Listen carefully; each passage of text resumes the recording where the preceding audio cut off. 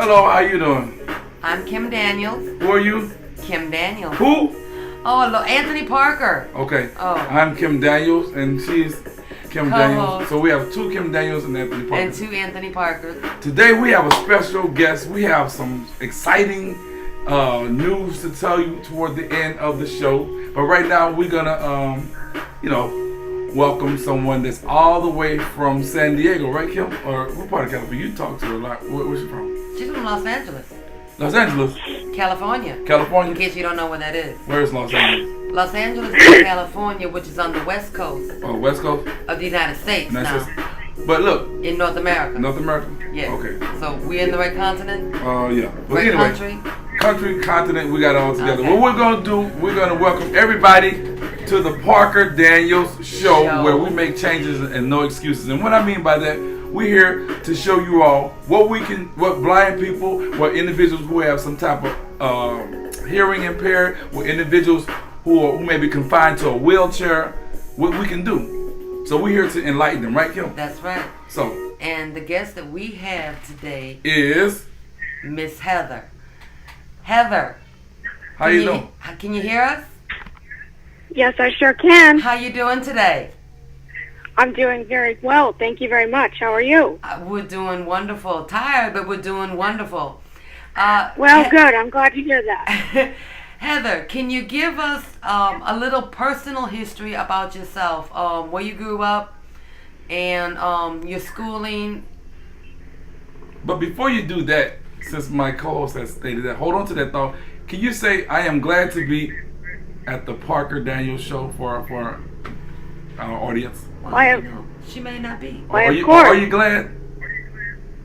Yes, I'm very glad to be part of the Parker Daniels show, and I want to thank both of you for letting me be interviewed, and I appreciate you wanting to have me share everything as far as my background, my story, my talent, and what I'm passionate about and what I love to do, because I really love connecting with others and letting them know that I have something that makes me happy in life. Okay, so there, Kim. Oh, okay. Now, she's ready to answer you ready to answer her question? Yes, I am. Okay.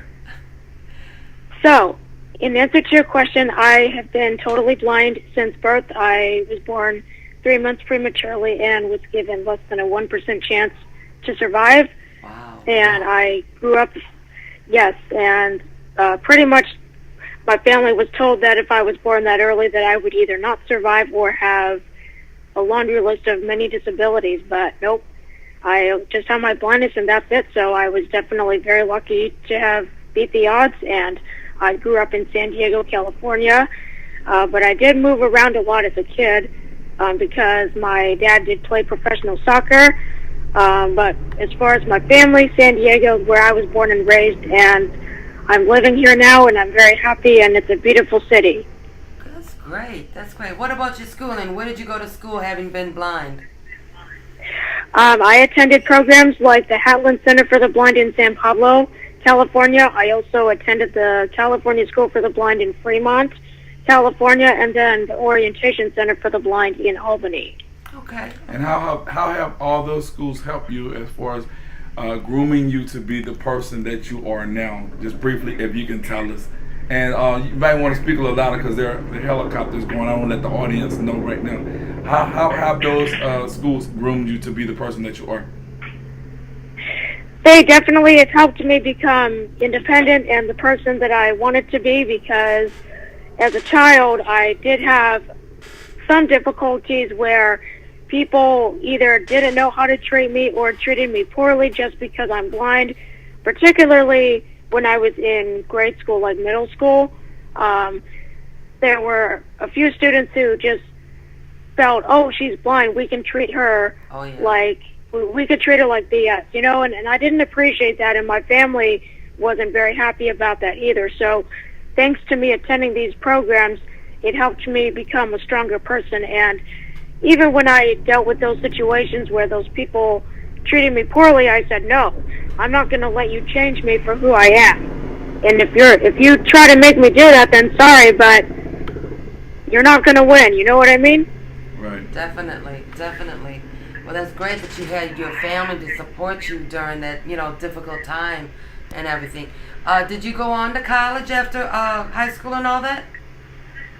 No, I didn't actually go to college, but after high school, my majority after that was to, like I said, attend all the programs that I mentioned. Well, actually, when I was a student at the California School for the Blind, that was when I was still in high school. But as far as programs like OCB and the Hatland Center, that was when I was obviously over 22.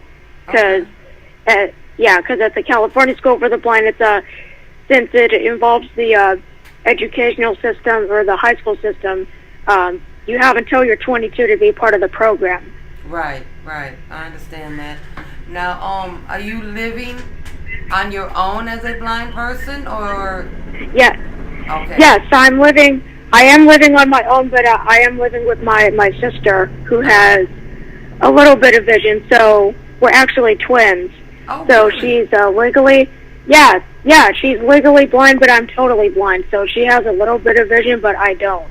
Oh. And I'm glad you answered that question, because a lot of our audience members probably would have wanted to know that if both of y'all were blind and what have you. So I'm glad you clarified that. Right. Well, I didn't know that okay. you were a twin. I find that really amazing. So both of you were premature then? Yes, we were, yes. Wow. She weighed 1 pound 4 ounces. I weighed 1 pound 6 ounces. And who's the oldest? My sister by 3 minutes. Oh, wow. Okay, that's great. So, with that being said, do you consider yourself as a blind person to be independent? Because from what I gather, you definitely sound like a woman who's independent and a go-getter and what have you. So, am I correct to say that? Yes, I definitely do consider myself independent because, just because I have no sight doesn't mean that I'm not capable of living a social life like everyone else and doing something that I'm passionate about and something that I love. And it's also something I want to do as my long-term career for many years. That's great. Now, as someone who has been blind from birth and everything, what about your job opportunities? Have you had, in the past and everything, have you had any luck? Had any luck finding a job? Can you be a little more specific? Like you mean like one during the day or just? Well, no. Have you ever been employed outside of not counting your current career? We're going to get into that in a little while. Right. But I'm of course. talking about like in the past. I mean, have you went out and got a job at let's just say at one of them big box stores or in a corporate office or anything like that? I actually did have quite a few office jobs in the past where I was mainly on the phones. I did stuff like transferred people to whoever they wanted to talk to. I took outbound calls. I did inbound calls. Mm-hmm. One of them actually that was really good, that was wonderful, was I worked at a senior center where I, like I said, answered the phone. I took outbound calls. I did inbound calls. And it was really nice because it wasn't in a big, giant office. It was in a small office where, when I was first starting, it was me, my employer, and my job coach.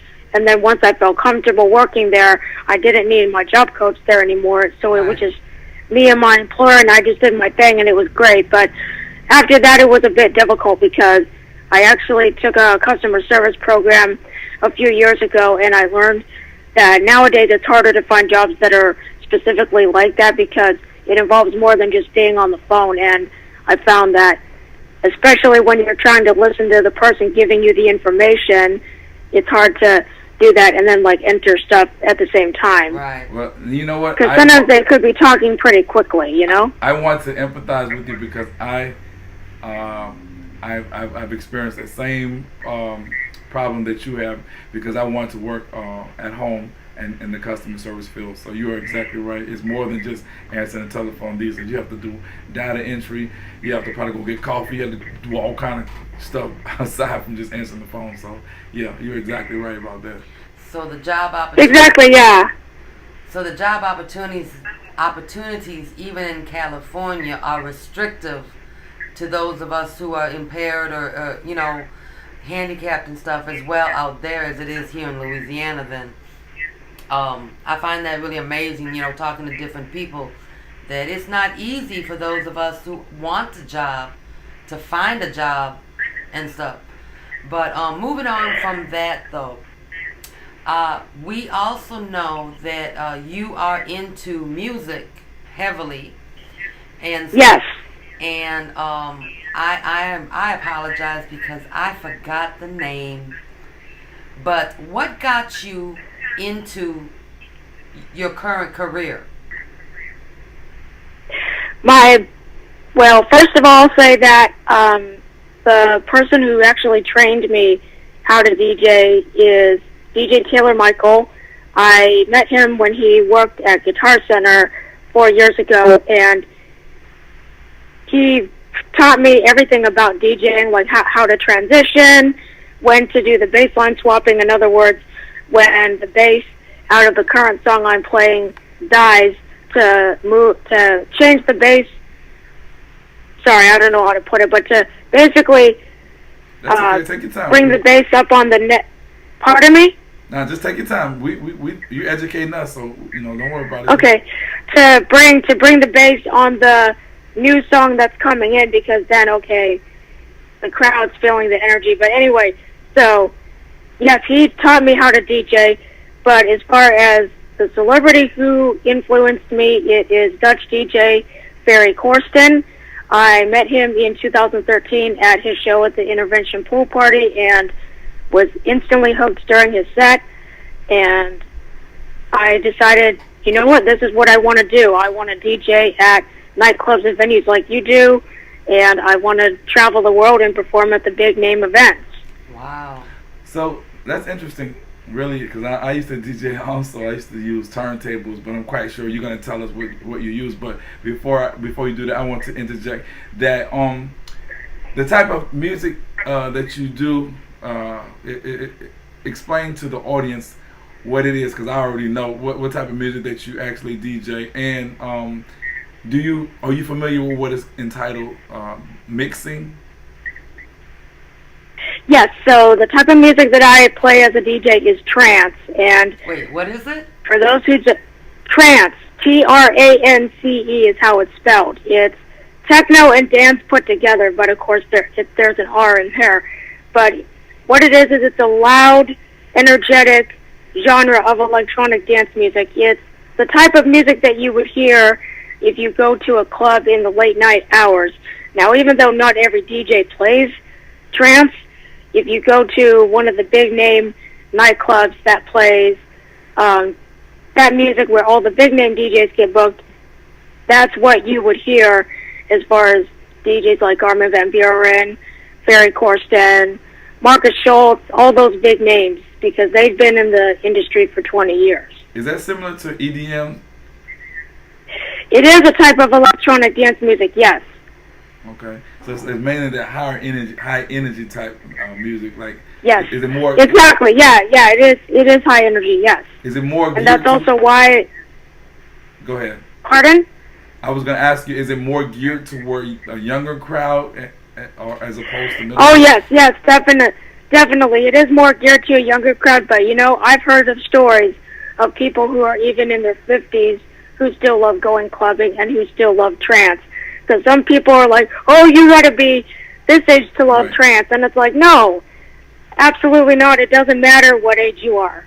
You could even be 70 and still love trance and EDM. I'll be honest, I know nothing about that kind of music.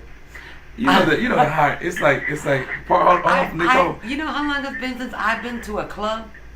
Yeah, but it's been over 30-some years since I have ever been in a club. But you are familiar with that high energy, boom, that type of music like that, it'll get you going. See, the music I listened to had words to it. I'm assuming the music that she's talking about does have words. And isn't that right, Nicole? Yes, there are some trance songs that do have lyrics and that do have a message. For instance, one of my personal favorites is Made of Love by Ferry Corsten and Betsy Larkin.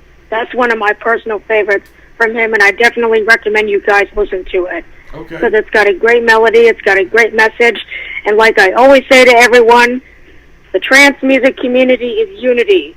we're all a family. We're all here to share our love and passion for it. We're all here to be positive and be kind to each other, regardless of who our favorite DJ is, etc. Okay. Well, Nicole, I'm going to use one of Kim's words.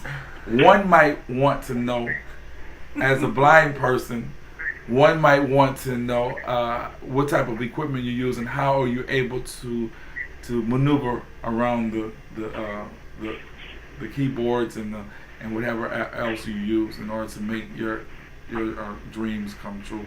What do you use, first of all? Absolutely. Well, I use a Pioneer DJ controller. It's the DDJ Ergo Mix. Excuse me, the DDJ Ergo Mixer, and it's a USB powered controller, so it hooks up to my laptop via USB. And I have a MacBook, so I use VoiceOver, which is Apple's screen reader, and the program that I use is DJ Pro.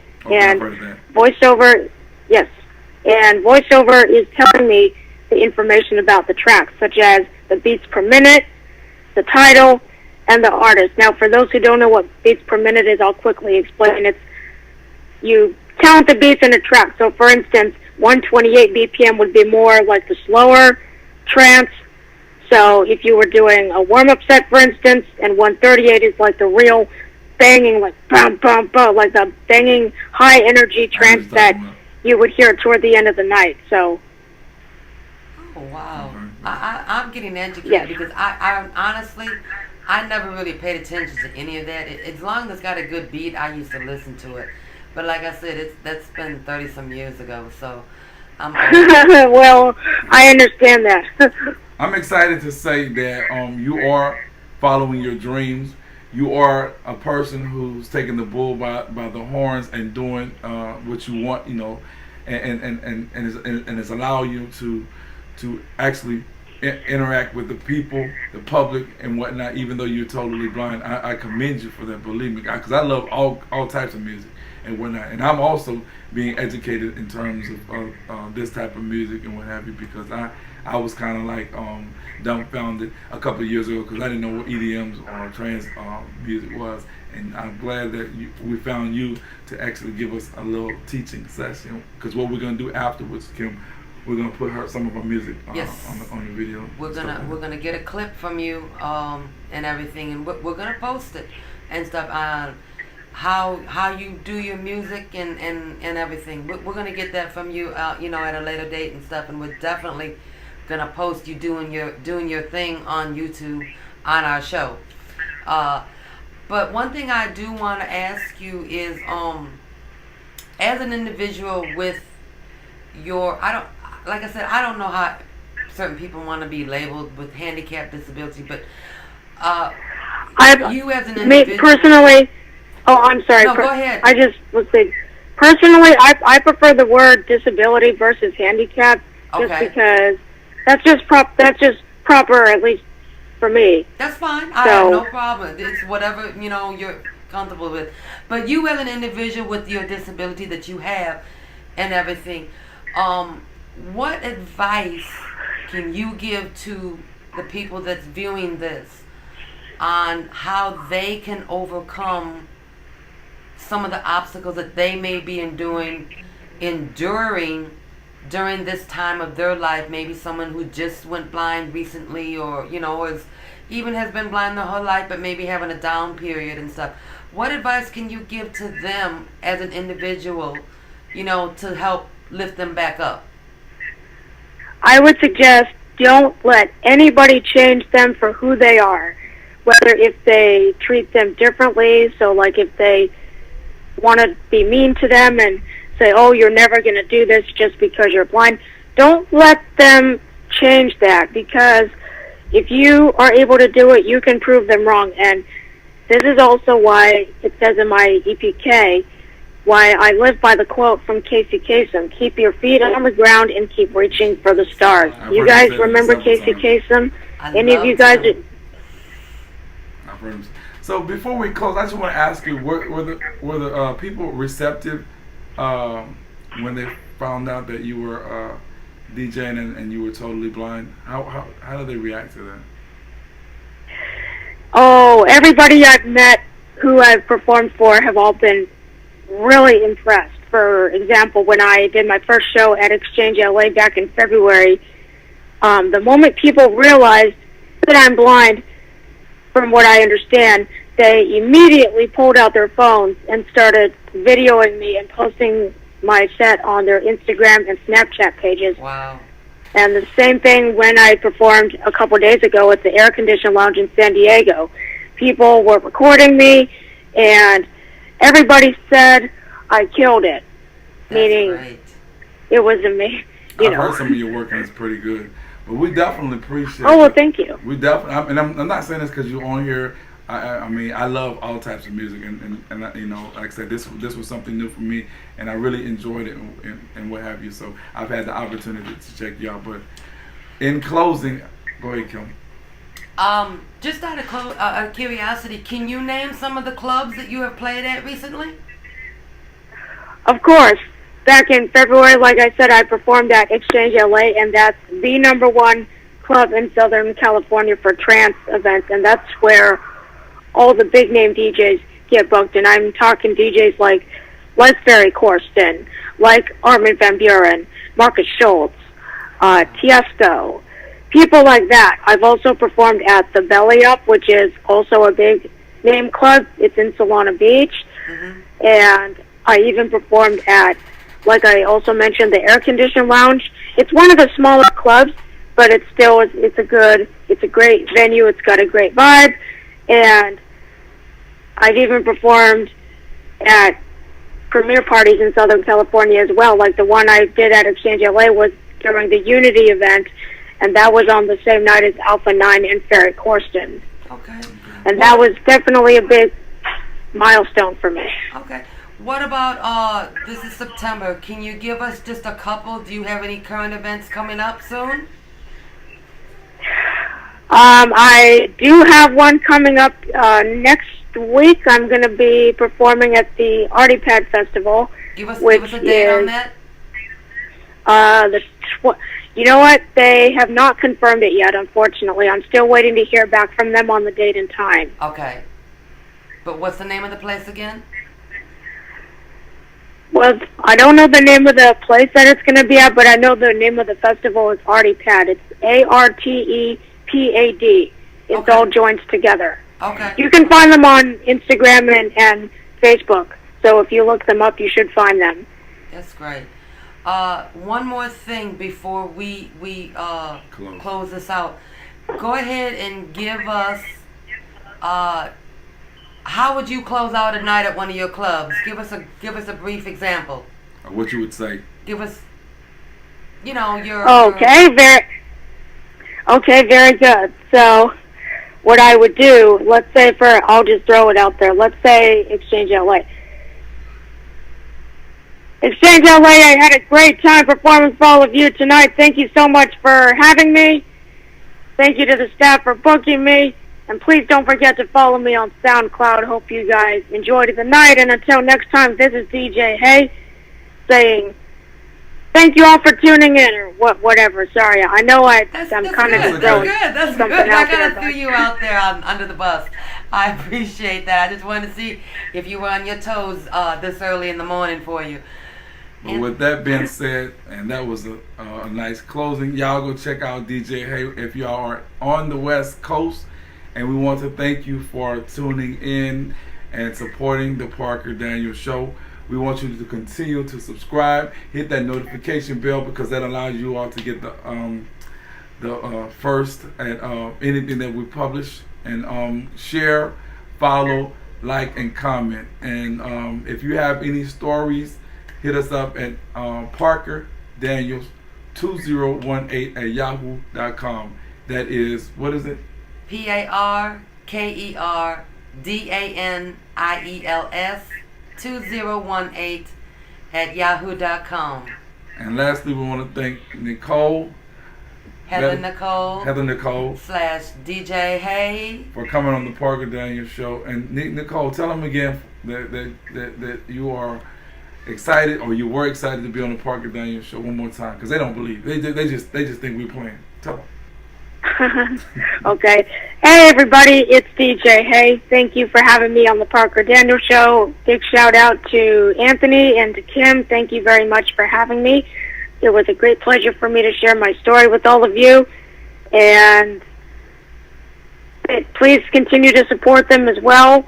Also, please don't forget to follow me on all my socials, guys, so you guys can find me on Instagram, Twitter, Periscope, and YouTube at DJ Hey Official. That's at DJ Hey. Like, hey, how are you? Not hey is for horses, but Hey, and then the word official. Now, keep in mind that with Instagram, it's all lowercase, but with Twitter and Periscope, it's capital D, capital J, capital H, lowercase EY, capital O, and then the rest of the word official is lowercase. Okay. Good. And also, don't forget to like my page at facebook.com/DJ Hey Official. That's facebook.com/DJ Hey Official. And my SoundCloud is at soundcloud.com/DJ Hey. So it's not DJ Hey Official, but it's just DJ Hey. Okay. At the end. So that's what it is. And with that being said, you know what I'm saying, I'm proud of her because it shows you blind people are not just getting a check. Exactly. So we're gonna. Yeah, we're not sitting at home and feeling sorry for ourselves. No, we're getting up. We're getting out of our comfort zone. We're showing people we have something we love to do. We have something we're passionate about.